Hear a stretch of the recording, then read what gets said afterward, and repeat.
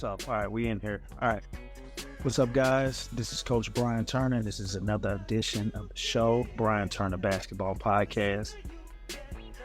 Today, as you see right now, I kind of want to get some information, but to take time to reflect on tonight. We just finished up our Jamboree. So if you listen to this at nighttime, if you're listening to this in the morning, St. Mary's basketball team participated in a season opener basketball Jamboree. And for those who are not familiar with the Jamboree format, it's just like in football. You play modified times, modified games with 3 or more teams. So actually it's just a round robin. You know, it was a 5:30 game.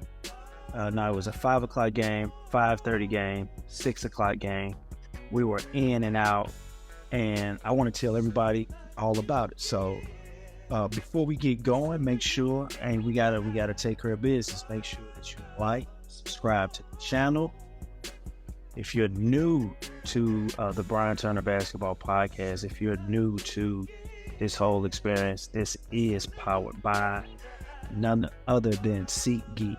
SeatGeek, you get $20 off your first purchase with using the promo code Coach Turner, and all the information will be dropped down below in the comment or the description section of this video. And if you haven't checked on any type of concerts, any type of events, make sure you use that promo code, because again, I posted something to my social medias about J. Cole and Drake have one of the hottest songs out right now.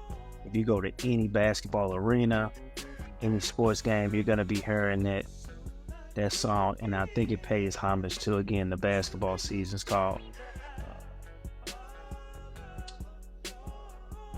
First Person Shooter. So shout out to Drake and J. Cole with probably one of the songs of the year, one of the songs that are a song that's a banger. So check that out. As you can see, my voice is a little raspy, and I spent pretty much all night hollering, get your hands up, show your hands, get your hands off the man's side, show your hands. So I'm all hands out, if you know what I mean. But I kind of want to discuss what happened today, what some things, some takeaways that I'm looking forward to, some things that I feel like we have to work on. I mean, right now we've laid the foundation. We have data, right? We have current data. We have data on opponents. We have data on ourselves. So the best thing to do right now is to get to coaching, get to playing, get to game planning. Hey, this is the time of the year. You know, we've been waiting for this moment. So real happy, real excited to kick things off. We start Friday in Greenville, Missouri. We're playing a team that went 22-3, I believe, last year at their place. So again, we go on the road in probably a hostile environment. You know, everybody right now is 0-0. So the start of the season, if you got supporters, the supporters are going to come out, see what type of team you have, see what type of program you're running. And if you win and you put a good product out there, it's a chance that folks are going to come back. So that's what we're hoping. I'm pretty sure that's what the rest of the schools in the state of Missouri are hoping to do, is put a good product out there, teach the game, let the boys play the game the right way. And we take a jump on this journey throughout the year and see what we end up by the time March rolls around. So so that's pretty much some of the things that have been going on. So real quick, just a short recap on the Jamboree. Again, our Jamboree was played at Oakville High School, which is a suburb of St. Louis County, and it's in the South. It's pretty much all of the teams that were in our Jamboree were all South teams. You know, we had a nice little turnout. By the games being so early, The whole school, Oakville, had all different type of events. They had town hall, they had wrestling, cheerleading. They were finishing up lower level practices. So it was a little excitement to get the game going. I feel like a lot of people came out in support of our young Dragons. We had maybe at one point in time, maybe 6 or 7 freshmen players on the team kind of in the mix doing things with us. So, parents are real happy about the freshman year. Everybody thinks their kid is going to be the star or, starting on varsity and doing all these things. So the excitement is there. Now we need to keep that excitement up throughout the 4 years that the kid attends St. Mary's or attends any school. But I feel like we had a nice turnout for us for this group. And right out the gate, I mean, just to highlight some key plays. We have 3 seniors on our team, 3 journeymen, 3 veterans that have been there, that have been in kind of all of the wars. I call these right here, these are my COVID babies, because they experienced a lot what life was like playing basketball in front of no fans. Then they also got to experience what it was like back playing in front of fans. So this is, I mean, really this season is going to be dedicated to them and making sure that they have a very exciting senior year, begin and start some new memories to be able to carry with them for the rest of their lives. So we started 3 seniors. We started 3 seniors. We started a junior and a sophomore. So the excitement was there. We jumped out on Oakville, I believe, waiting to get the footage back from the game to do some dissecting. But for the most part, I think we jumped out on them with like a 6-0 run. There is a new rule in the Missouri high school sports to where you are every 5 fouls, you're shooting not 1-on-1, you're shooting 2 free throws. So it was kind of fun playing with that notion, being able to coach our guys to what the new rules are. And anytime you get any type of uncertainty or any type of change, I mean, obviously it's going to be it's not going to go as smooth. So we play an aggressive tempo, an aggressive pressing, man-to-man type defense. So early off, we got a lot of fouls called on us. Again, that's something to get to working on when we get back to practice. So that's why I like playing these things. So right off the bat, we cranked up the pressure. We got a couple steals early, had a couple easy buckets early, but we also fouled a lot, and we also had a couple ill-advised turnovers, to say the least. But we had some highlights of key players. My sophomore, Gary Johnson, I felt like Xavier Clark played real well. Demetrius Griffin played real well. And these were guys who, just came with the excitement, with the energy. A lot of their plays and big time moments came in transition, whether it's transition offense or transition defense. So that was pretty exciting to see those guys. Our senior Demetrius Griffin, which is one of our talented point guards, played a little more than what I expected, but at the same time, I mean, he shot the ball pretty well for the time that he was out there, and I think he played well. If you're like me, other coaches around the area, it's not going to look good to start off. Like I said, we probably put maybe 3 sets in all week, a couple zone sets, kind of went over some defense, went over some conditioning things. But for the most part, I felt like the effort was there. We're still trying to figure out who our lineups, what is our most effective lineups, or when we're on the court. So we played around with those a little bit. Got some guys in late to see about a late game situation. It's always nice to be able to coach guys through late game scenarios. Like I said, this time, I mean, people paid their money to see this game. It's different than we have to makeshift, do it in practice, put a certain amount of score up on one end and a score up on another end, and seeing if we can execute down the stretch. And every time we draw up plays towards the end of the game, it looks like crap trying to get it ran towards the end. But again, if you're in those situations and you constantly keep going over it and you're going over it, then it's a chance that the actual play would work, or some semblance of the play will work down the stretch when you really need it.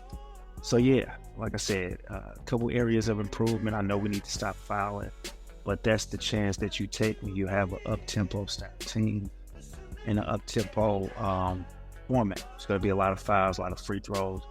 Our hope is to make sure that we're able to have more free throws and less fouls than the other team.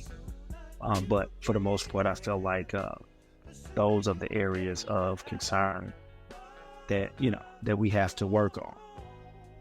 As far as team spirit and team morale, man, I feel like this has been one of the best teams that I've been around in quite some time, and all is because it's a selfless atmosphere of nobody is feeling like they have to be the man or they have an ego. I feel like my junior class is real tight knit. They do a lot of things together.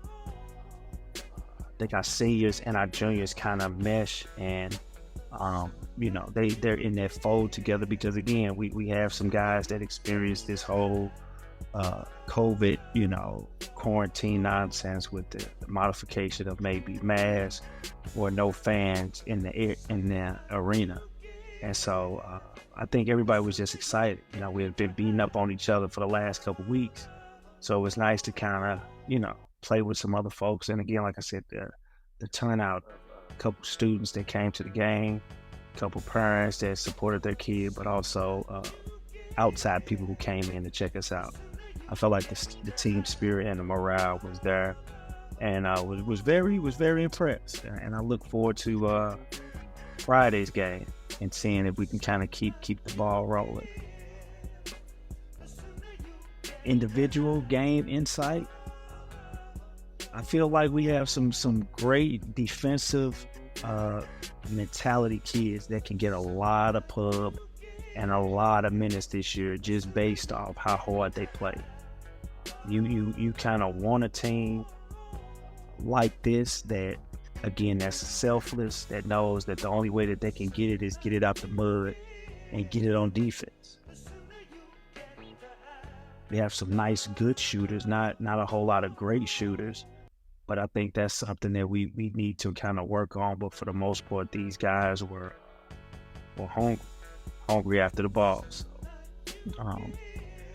again, like I said, I just overall, I like this group. I like where we're going. I like the atmosphere. I like kind of pretty much everything that we have going on. So just want to kind of come on and just kind of touch on that, because the first thing that you get in the morning from a jamboree is everybody, hey, how did the game go? How did you do? So I want to get on there and kind of just give you guys an update, try to be as transparent as possible with the audience.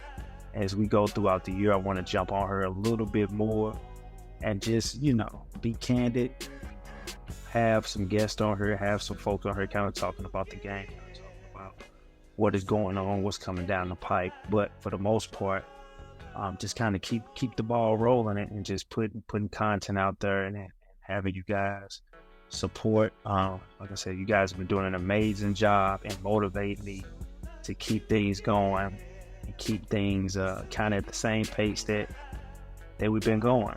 I think that I want to be able to have more cheerful and exciting information for you guys about the course of the year, and just like I said, just go on the journey with us.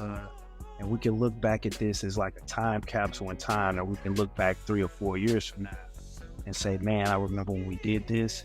Like I said, I want to have some of my players on here, some former players, and even some students that are just doing the right thing and doing what they're supposed to do, kind of highlighting them and getting them on here. But this is going to be an exciting year, and you're hearing it here first on right in the middle of November, right on the brink of the 2023-24 basketball season, I wouldn't lie to you. Like I said, I wouldn't lie to you, and I feel like this team right here has the notion to be a real good team down the stretch. But again, it's not going to look like how it's supposed to look in March. So yeah, I'm kind of tired. Like I said, I'm losing my voice just based on the amount of pressure that it was put on my voice, yelling and screaming at these guys. But just wanted to get on here and kind of have a little quick conversation with you. We will play this Friday. Be on the lookout for more content. I may do a live. I really want to try to do a live recap or a live pre-game, pre-conference information for those who are not able to travel down 2 hours to the game. Kind of want to give you a breakdown of what we see from a standpoint of moving forward, and what we can do in that game. And hopefully we play that game, play well, have a great outcome, and I'm able to get back on and kind of, like I said, talk to you guys about what's next. But yeah, so thanks for checking out this video. Thanks for checking out this audio. If you are on iTunes or Spotify, man, drop a review or drop a comment or a rating. Give us a 5-star, give me a 1-star rating.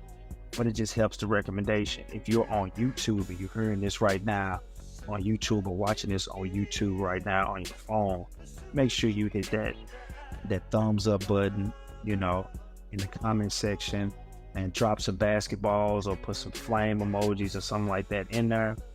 I appreciate all my students that watch the videos, and make sure to let me know that they watched it.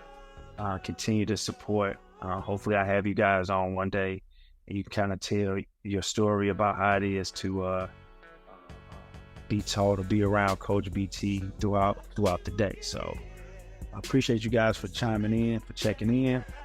I will see you guys on the next video.